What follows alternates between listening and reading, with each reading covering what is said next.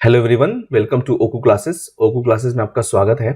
पिछली क्लास में हमने India US bilateral relations part 2 देखा था, जिसमें इंडिया यूएस के बीच में जो साइंस और इन्वायरमेंट के क्षेत्रों में होने वाले कोऑपरेशंस थे उस पर हमने चर्चा करी थी। आज की जो हमारा क्लास है उसमें भी हम India US bilateral relations part 3 देखेंगे और इसमें हम जो बिडेन के राष्ट्रपति बनने के बाद जो रिलेशनशिप है उस पर हम चर्चा करने वाले हैं। तो चलिए हम शुरू करते हैं अपनी क्लास को। अभी इंडिया और यूएस के बीच में एक इंडिया जो यूएस का यूनाइटेड स्टेट ट्रेड रिप्रेजेंटेटिव्स है उसके थ्रू एक इंफॉर्मेशन ये निकल करके आई थी कि India out of the developing countries, जो यूएस ने इंडिया को जो है डेवलपिंग कंट्रीज के जो विकासशील देश हैं उनकी लिस्ट से हटा दिया है और अब इंडिया को जो है वो विकसित देश नहीं मानता। Under the WTO rules, any country can self-designate itself as a developing country.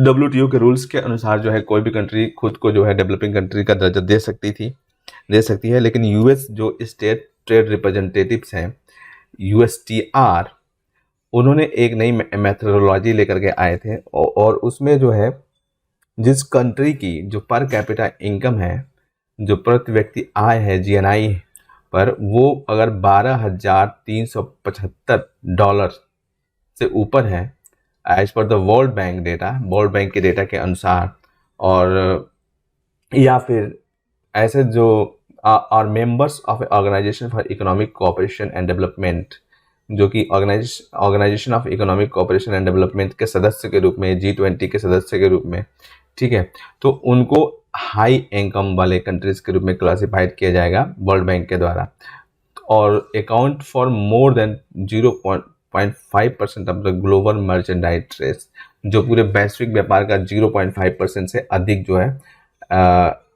धारण करते हो, ठीक है। तो India along with the country like Brazil, Indonesia and south Africa was removed from the list of the developing country। इस आधार पर India को जो है ब्राज़ील, इंडोनेशिया और साउथ अफ्रीका के साथ जो है डेवलपिंग कंट्रीज के कैटेगरी से हटा दिया गया था, और यूएस अब इंडिया को जो है एक डेवलप यानी विकसित देश के रूप में कंसीडर करेगा। और इससे जो है क्या होगा कि जो उसका ट्रेड रिलेटेड प्रैक्टिसेस है, जो भी व्यापार से संबंधित गतिविधियां हैं, इन सब में, और जो ड्यूटी कंसेशन है, इसमें वो इंडिया को आई एम सॉरी, जो इंडिया को जो है वो अब जो प्रशुल्क से संबंधित जो छूट है उसमें इंडिया को अब वो डेवलप्ड कंट्री के रूप में ट्रीट करेगा, ठीक है। ये काफ़ी महत्वपूर्ण है। अब यहाँ पे हम एक और टॉपिक छोटा सा देखते हैं, H1B एंड H4 वीजाज। आपने सुना होगा इसके बारे में, ठीक है। US has ramped up H1B denials under the executive orders by American and hire American, ठीक है। इन्होंने H1 वीजा को हटाया, एक तरीके से हटा ही दिया था, और उन्होंने buy American and hire American वाली कंडीशन, मतलब अमेरिका की चीज़ें खरीदो और अमेरिका के लोगों को ही हायर करो। और जो H4 वीजा है वो भी काफ़ी कम दरों पर जो है इशू किया गया था अमेरिका के द्वारा। और जो लॉटरी बेस्ड H1 वीजा है वो यूएस कंपनीज को, ठीक है, जो फॉरेन वर्कर्स हैं, लाइक दूसरे देशों के जो कर्मी हैं, उनको जॉब देने के लिए एम्पावर्ड करता था। और जो temporally in the specialized occupation, मतलब वो जो जॉब होती थी वो टेम्पोररी होती थी, लगभग 3 सालों के लिए, ठीक है, और वो 6 ईयर्स के लिए एक्सपेंडेबल थी। लेकिन अमेरिका ने इसको डिनाइल मोड पे कर दिया है, ठीक है। जब से ट्रंप की सरकार बनी थी उस टाइम से क्या हुआ था कि ट्रंप जो है प्रोटेक्शनिज्म को काफ़ी ज़्यादा फॉलो कर रहे थे। प्रोटेक्शनिज्म का मतलब होता है संरक्षणवाद। इसके तहत जो है कोई देश जो अपने संसाधन है, सुविधाएं हैं, वो अपने नागरिकों के लिए उनको प्रोटेक्ट करने की कोशिश करता है। एक तरीके से जो है वो ग्लोबलाइजेशन के अगेंस्ट का कॉन्सेप्ट है protectionism. And the issuance are capped at 85,000 per year. जो इसका इशुएंस था वो 85,000 पर ईयर कर दिया गया था। लेकिन कुछ एम्प्लॉयर्स के लिए, जैसे कि यूनिवर्सिटीज़ हो गया, रिसर्चर्स हो गया, और जो नॉन प्रॉफिट रिसर्चर थे, उनको इससे छूट दिया गया था, ठीक है। जो H1 एप्लीकेशन 2018 में आए थे उनका टोटल जो है 74% इंडिया से आया हुआ था, ठीक है। इसलिए इंडियन जो एप्लीकेंट्स हैं वो इसकी वजह से ज़्यादा जो है वीज़ा डिनाइल्स की वजह से, वीज़ा देने से मना करने की वजह से जो इंडियन एप्लीकेंट्स हैं उन पर ज़्यादा प्रभाव इसका पड़ा है, ठीक है। And spouses of H1 visa workers are granted and H4 visa.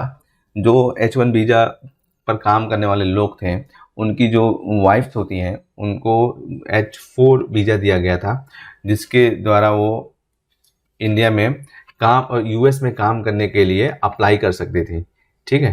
तो ये जो है H1 एंड H4 वीज़ा से रिलेटेड कुछ चीज़ें हमने यहाँ पे देखी। Diaspora and people to people ties के बारे में हम बात कर लेते हैं एक बार। क्या डायस्पोरा और पीपल टू पीपल टाई है? यूएस में करीब जो है 4.5 मिलियन के करीब जो है इंडिया का लोग रहते हैं। अराउंड जो है 1% of the US population, US population का 1% जो है इंडिया के लोग वहाँ पे यूएस में रहते हैं। और जो इंडियन डायस्पोरा है वो यूएस में सॉफ्ट पावर बन चुका है, ठीक है। जो कि यूएस की जो पॉलिसीज़ हैं और जो उनकी नीतियाँ, जैसे कि आप देखोगे कि अभी यूएस की जो वाइस प्रेसिडेंट हैं, ठीक है, कमला हैरिस, वो भी इंडियन मूल की ही हैं, ठीक है। During the presidential election of USA Indian diaspora finds mentions in every political debates. जो है जितने भी पॉलिटिकल डिबेट्स हुए थे वहाँ पे प्रेसिडेंशियल इलेक्शन के दौरान, उन सब में जो है इंडियन डायस्पोरा के लोग जो है लोगों का नाम लिया गया था। अब चूंकि अमेरिका में क्या है कि दिक्कत इस तरीके को लेकर के नहीं है कि वो इंडियन डायस्पोरा है या नहीं। इन अमेरिका का निर्माण ही इस तरीके से हुआ था कि वहाँ के जो मूल निवासी थे वो रेड इंडियंस थे, रेड इंडियंस, वहाँ के मूल निवासी रेड इंडियंस थे। लेकिन वो जो एसिमिलेशन का कल्चर बन गया, ब्रिटिश को कॉलोनी रहा तो वहाँ पे ब्रिटेन्स के लोग, बहुत सारे लोग बच गए जा करके, बहुत सारे लोग अफ्रीका से वहाँ पे जा करके बस गए, साउथ अमेरिका से बस गए, ठीक है, इंडिया से भी बहुत सारे लोग जा करके बसे हैं। तो ये जो अमेरिका है ये एक तरीके से मेल्टिंग पॉट कल्चर पे डेवलप हुआ है। मेल्टिंग पॉट का मतलब होता है कि एक बर्तन में सारे जो ये सारे मिक्सअप करके डाल दो तो वो अगर सारे मिक्स हो जाते हैं तो वो एक मेल्टिंग पॉट कल्चर बन गया वहाँ पे, ठीक है। तो जैसे कि कुछ होता है कि मल्टीकल्चरिज्म होता है, कुछ होता है कि मोनोकल्चरल्स होते हैं, एकल संस्कृति वाले, कुछ बहु संस्कृति वाले। लेकिन अमेरिका जो है ऐसा कुछ नहीं है, वहाँ पे जो है सारी संस्कृतियाँ एक साथ मिली हुई हैं और वो एक साथ मिल करके जो है अमेरिकन कल्चर का निर्माण करती हैं। वो एक अलग ही लेवल का कल्चर है, मेल्टिंग पॉट कल्चर। तो यूएस में जो इंडियंस हैं वो भी वहाँ पे इसी तरीके के कल्चर में इन्वॉल्व हो चुके हैं। तो वहाँ पे इस तरीके का डिफरेंसेस नहीं किए जाते कि ये इंडियन है ये वहाँ का है, वो सारे यूएस के ही हैं जो भी वहाँ के लोग रहते हैं, ठीक है, जो वहाँ पे जाके बसे हुए हैं। तो इसलिए जो आप देखोगे कि जो इंडियन ओरिजिन के लोग हैं वो अमेरिका के जो गवर्नमेंट है उसमें भी काफ़ी ऊपर तक चले जाते हैं। कमला हैरिस को आप देख लो, ठीक है, बराक ओबामा को देख लो। तो इस तरीके से क्या है, बराक ओबामा इंडियन मूल के नहीं है लेकिन वो इन अमेरिका के जो अमेरिका की जो वो अमेरिकन थे ना उससे बाहर से ही आए हुए हैं वो, ठीक है। तो ये तो और वहाँ पे पॉलिटिकल डिबेट्स में इंडियंस को शामिल किया जाता है। इंडिया के लोग जो है वहाँ पे काफ़ी इफेक्ट मतलब डालते हैं वहाँ की जो पॉलिसीज़ हैं उन सब पे। तो इंडिया के लिए सॉफ्ट जो पावर्स हैं वहाँ का यूएसए में काफ़ी अच्छा है ये इंडियन डायस्पोरा के बेसिस पे अगर कहा जाए तो। अब हम बात करते हैं जो बिडेन की प्रेसिडेंसी के बाद से जो है इंडिया के क्या इम्पेक्ट पड़ने वाला है। यूएस इकोनॉमी और इसके जो पॉलिसीज़ होती हैं, जो गवर्नमेंट्स बनती हैं, उसका इफ़ेक्ट इंडिया पर पड़ता है। एंड जैसे कि the US is one of those rare big countries which India enjoys a trade surplus.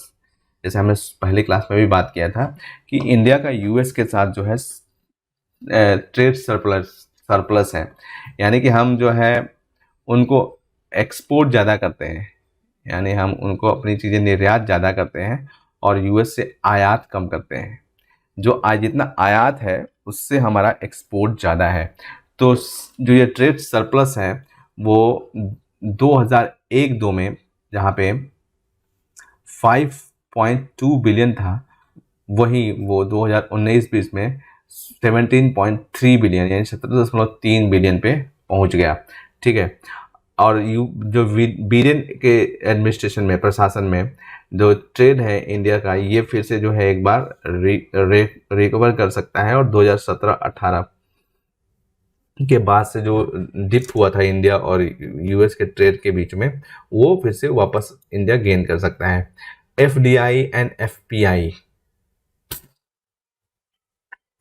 FDI का मतलब होता है फॉरेन डायरेक्ट इन्वेस्टमेंट और एफपीआई का मतलब होता है foreign portfolio investment. Direct investment में क्या किया जाता है कि डायरेक्ट इन्वेस्टमेंट दो तरीके के होते हैं, जैसा कि आपको मालूम होगा। एक तरीके से ग्रीन इन्वेस्टमेंट होता है और एक ब्राउन इन्वेस्टमेंट होता है। ग्रीन इन्वेस्टमेंट में कोई जो है कंपनी अपना पूरा इंफ्रास्ट्रक्चर डेवलप करती है, सेटअप लगाती है और फिर प्रोडक्शन करती है। और ब्राउन इन्वेस्टमेंट में पहले से कोई कंपनी यहाँ पे चल रही होती है और उसको खरीद लेती है कोई कंपनी, तो उसको ब्राउन इन्वेस्टमेंट बोलते हैं।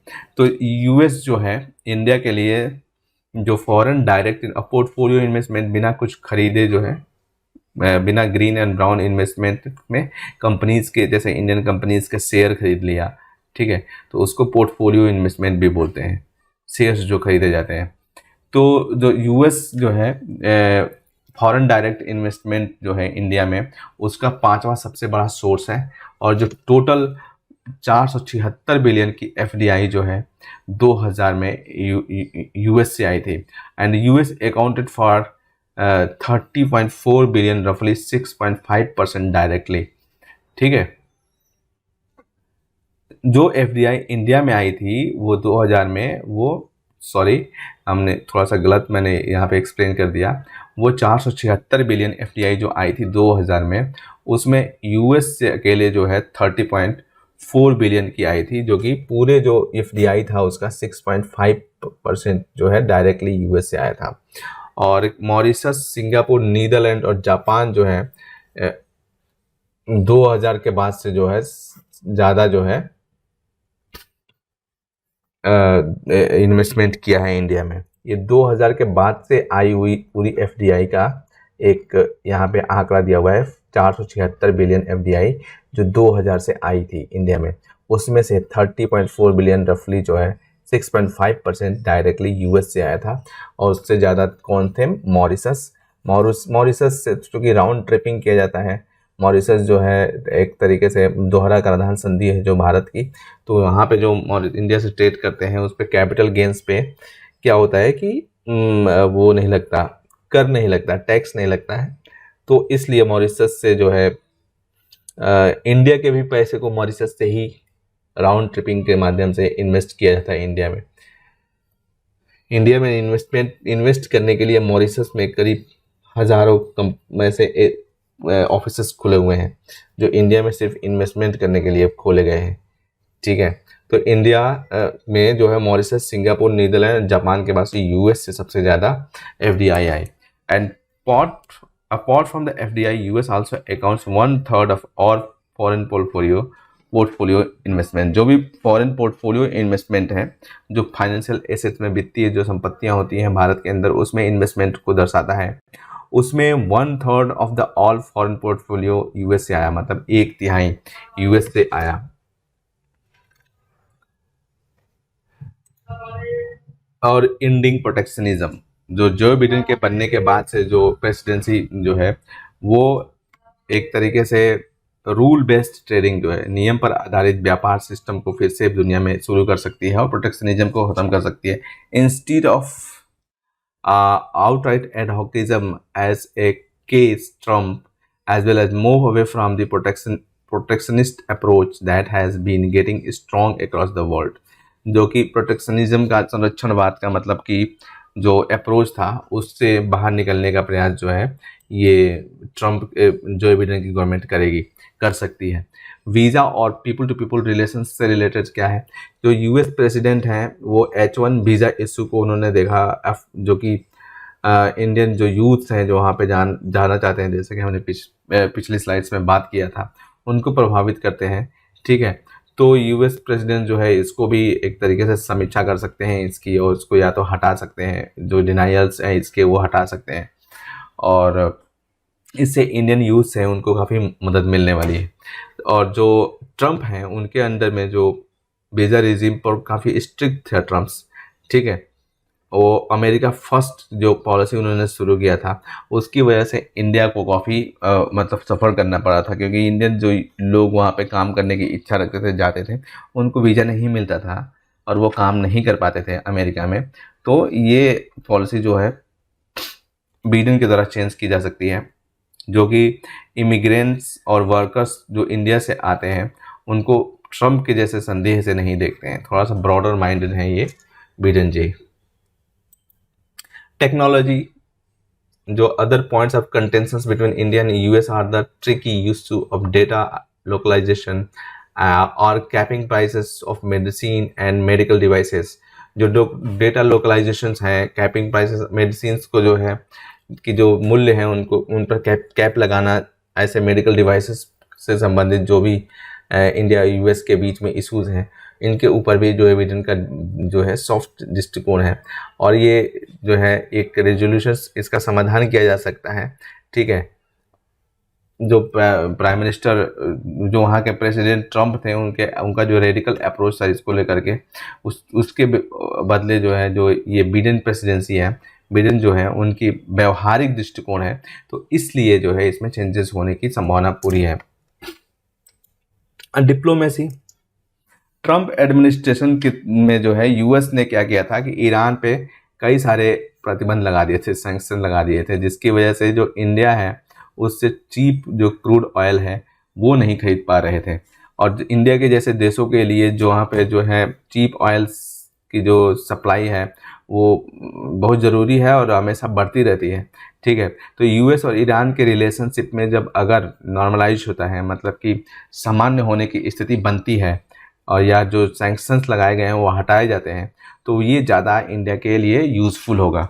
और on China too, while the US apprehensions are unlikely to be fewer, it is more likely that the Biden administration will help India against China instead of clubbing the two together।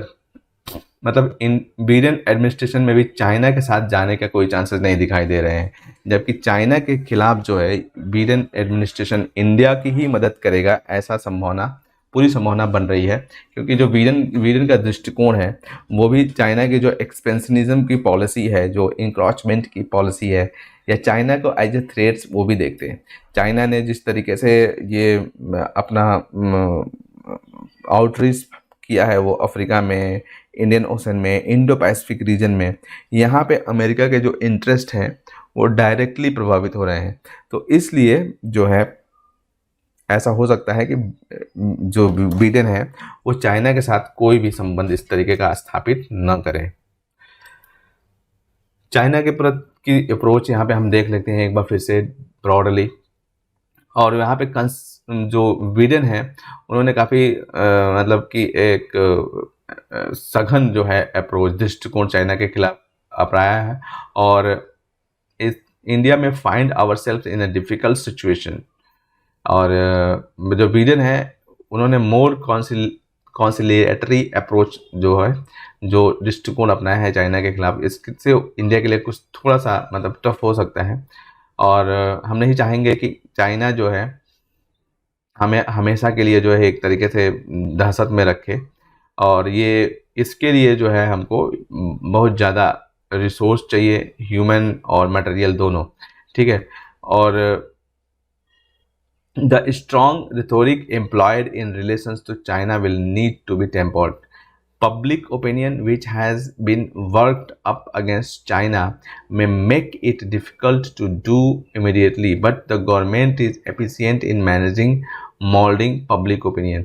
जो लोगों का विचार है China को लेकर के, ठीक है, जो अमेरिका में भी और पूरी दुनिया में जो जिस तरीके के लोगों के विचार हैं चाइना को लेकर के, उससे जो उस देश की किसी भी देश की जो कंट्रीज़ के जो गवर्नमेंट्स के ओपिनियंस होते हैं वो प्रभावित होते हैं। तो जो बाइडेन का भी इस तरीके से जो है प्रभावित होने का पूरा संभावना है, एरिया ऑफ कंटेंशंस में देखते हैं कि इंडिया जो है एक हाई टैरिफ कंट्री है, मतलब इंडिया हाई मतलब ज़्यादा प्रशुल्क लगाने वाला देश है। और जो यूएस है वो चाहता है कि ये जो टैरिफ्स लगाए जाते हैं इंडिया के द्वारा उसको हटाया जाए, और want India to have a more predictable regime, मतलब एक ऐसे मतलब सहज जो है टैरिफ का पूरा नियम बनाया जाए इंडिया के द्वारा, ठीक है।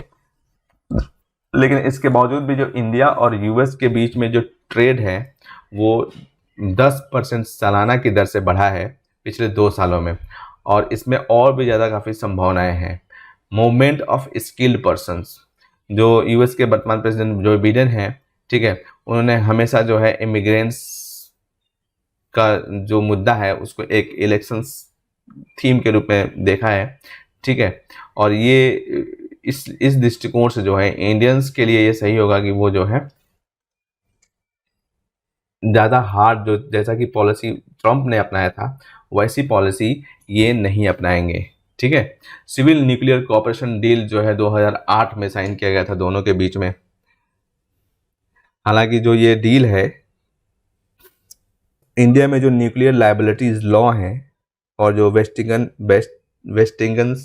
वेस्टिंगन हाउस जो कि बैंकरप्सी या दिवालियापन हो गया था, उसकी वजह से ये जो है शुरू नहीं हो पाई, मतलब काम नहीं कर पाया था। वेस्टिंगन हाउस के साथ ही जो है जो इंडिया की जो बातचीत चल रही थी, ठीक है, फिर वो न्यूक्लियर कोऑपरेशन डील जो है वो फेल हो गया था। तो यूएसए और पाकिस्तान के बीच में रिलेशनशिप का क्या सीन है? USA has announced its position on Pakistan in the last few months, ठीक है। US Pakistan and Taliban deal will be some of the criteria for India. अभी क्या है कि अब ये सिचुएशन थोड़ी बदल गई है। यूएस और पाकिस्तान और तालिबान के बीच में जो डील है वो अब इस तरीके से नहीं हो सकती है, क्योंकि यूएस तालिबान को छोड़ मतलब अफगानिस्तान को छोड़ के जा चुका है। और वहाँ पे क्या है, जो बिडेन ने जिस तरीके से अमेरिकन सैनिकों को वहाँ से हटाया है उसकी पूरी दुनिया में काफ़ी आलोचना हुई है। और इसकी वजह से जो है तालिबान ने अफगानिस्तान में क्या किया है, फिर से सत्ता पर कब्जा कर लिया है। अब वहाँ पे तालिबानी गवर्नमेंट स्थापित हो चुकी है। तो इसलिए जो है इस तरीके की जो वहाँ पे, हालांकि यूएस पाकिस्तान और तालिबान के भी, तालिबान को उन्होंने रिकॉग्नाइज कर चुके थे, वो यूएस जो है तालिबान को रिकॉग्नाइज कर चुका था। तो इसलिए जो यहाँ पे जो यूएस पाकिस्तान और तालिबान के बीच में डील होगा उसमें इंडिया के लिए कुछ जो है एक तरीके से सस्पेंस वाली चीज़ होगी, क्योंकि इंडिया को जो है कई बार इंडिया को रसिया और जो मास्को फॉर्मेट है उससे भी अलग रखा गया था, और पाकिस्तान चाहता है कि इंडिया जो है अलग रहे वहाँ से, उस रीजन से। और पाकिस्तान ने जो है हमेशा लॉबिंग किया है यूएस को, जो इंडिया पाकिस्तान के बीच में जो जेके का इशू है उस पर जो है बात करे पाकिस्तान यूएस। और इंडिया जो है हमेशा इंडिया ने चाहा है, ठीक है, कि कोई भी जो है थर्ड पार्टी का इन्वॉल्वमेंट कश्मीर के मुद्दे पर नहीं हो सकेगा। अब अमेरिका फर्स्ट आउटलुक की बात करते हैं। It magnifies the susceptibility of the bilateral dynamics to transactional. It has created inconsistencies between Make in India and America's first push to the indigenization. जो इंडिया का मेक इन इंडिया है इसमें क्या हुआ कि ये कहा गया था कि हमारे वहाँ तुम जो है मतलब दूसरे देशों के जो इन्वेस्टर्स हैं उनको इंकरेज किया गया था कि इंडिया में वो निवेश करें। लेकिन अमेरिका फर्स्ट पॉलिसी थी वो इंडिजनाइजेशन पे फोकस कर रही थी, स्वदेशीकरण पे। और इसके जो है इस तरीके से जो कंट्राडिक्शंस है, इनकन्सिस्टेंसी जो बनी हुई थी उस पर अब ये देखना है कि जो बिडेन की गवर्नमेंट है वो किस तरीके से आगे बढ़ती है। जो डाटा लोकलाइजेशन जो है इंडिया की जो है ज़रूरत है, और जो न्यू ई कॉमर्स रेगुलेशंस हैं वो यूएस के लिए जो है एक तरीके से समस्या बने हुए हैं। यूएस एक्स्ट्रा टेरिटोरियल सैंक्शंस भी हैं, जैसा कि जो ट्रंप प्रेसिडेंसी है वो उस पर जो है यूएस से has impose several extra territorial sanctions targeting Russia, Iran, which would have directly ramification for the India. जैसे जो भी सैंक्शंस यूएस के द्वारा, ट्रम्प के द्वारा लगाया गया था, उसका इफेक्ट इंडिया पे पड़ा। जैसे ईरान के साथ ईरान पर जो सैंक्शंस लगाया था ट्रम्प गवर्नमेंट ने, उसकी वजह से ईरान के साथ जो हमारा क्रूड ऑयल का इंपोर्ट था वो प्रभावित हुआ था। तो ईरान के जो भी हमारा क्रूड ऑयल है उसका 85% जो है इंडिया इंपोर्ट करता है। जो भी हमारी पेट्रोलियम की ज़रूरतें होती हैं, जो ऑयल की ज़रूरत होती है, ऑयल एंड गैस की, उसका 85% इंडिया दूसरे देशों से मंगाता है। ठीक है, तो इस दृष्टिकोण से ईरान चूँकि सस्ते में देता था तो ईरान पे सैंक्शन लगा दिया गया। ठीक है, तो इसकी वजह से क्या हुआ कि इंडिया का जो है ईरान जो ऑयल क्षेत्र में प्राइसेस हैं वो प्रभावित होने लगी थी। और बाकी जो मिडल ईस्ट है वहाँ पे भी जो पॉलिटिकल अनस्टेबिलिटी होती है उसकी वजह से भी काफ़ी प्रभाव पड़ता है। तो जो बिडेन की गवर्नमेंट है, होपफुली ये मतलब बढ़िया एक तरीके से बढ़िया काम करेगी, आई वी होप। ठीक है, जैसे अब हमारे हमारे प्रधानमंत्री मिस्टर मोदी जी अमेरिका होकर के आए हैं, तो उनका भी वहाँ पर काफ़ी उनको जो है गर्मजोशी से स्वागत भी किया गया था वहाँ पर। ठीक है, और जो बिडेन भी इन्होंने कहा था कि हम जो है गांधी के मूल्यों पर चलना चाहते हैं और पूरी दुनिया जो है गांधी के मूल्यों पर चलनी चाहिए। तो इस तरीके की जो बातें हैं उससे इंडिया की जो सॉफ्ट पावर है उसका जो है इम्पोर्टेंस वहाँ पर दिखाई देती है। तो इस दृष्टिकोण से जो है इन फ्यूचर दोनों देशों के बीच में जो रिलेशनशिप है वो मल्टी जो फैसेट्स रिलेशनशिप है उन सभी क्षेत्रों में जो है बढ़ने की संभावना है। तो ये हमने यूएस और इंडिया रिलेशनशिप पे डिस्कशन किया है। और फिर आज के लिए बस इतना ही। फिर अगली क्लास में हम इंडिया और कनाडा के बीच में रिलेशनशिप पर डिस्कस करेंगे, जो कि आपके एग्जाम के लिए काफ़ी महत्वपूर्ण होगा। तो अगर अभी तक आपने हमारे चैनल को सब्सक्राइब नहीं किया है तो जल्दी से कर लीजिए और साथ ही बेल आइकॉन को प्रेस कर लीजिए ताकि आपको हमारे आगे आने वाले वीडियोस के नोटिफिकेशन समय समय पर मिलते रहें। अगर आपको इस टॉपिक में समझाया गया किसी भी कॉन्सेप्ट को लेकर कोई भी क्वेरी है तो आप नीचे कमेंट सेक्शन में लिख सकते हैं। मैं खुद पर्सनली उसका रिप्लाई 24 घंटे के भीतर करूँगा। आप हमें सुझाव भी दे सकते हैं ताकि अगर ज़रूरत पड़े तो हम उस पर सुधार कर सकें। आप हमसे हमारी ओकुल वेबसाइट, हमारे Facebook page, Twitter page, Telegram channel या फिर ईमेल के माध्यम से भी जुड़ सकते हैं। ये सभी लिंक्स नीचे डिस्क्रिप्शन में दिए गए हैं। और इन वीडियोस को अपने दोस्तों के साथ, अपने कलीग्स के साथ शेयर करना नहीं भूलें ताकि इनसे उनकी भी हेल्प हो सके। इस सेशन में हमसे जुड़ने के लिए आपका धन्यवाद। मिलते हैं अगले सेशन में बहुत जल्द। तब तक ओकुल के साथ लर्निंग को एंजॉय करते रहें। Thank you so much.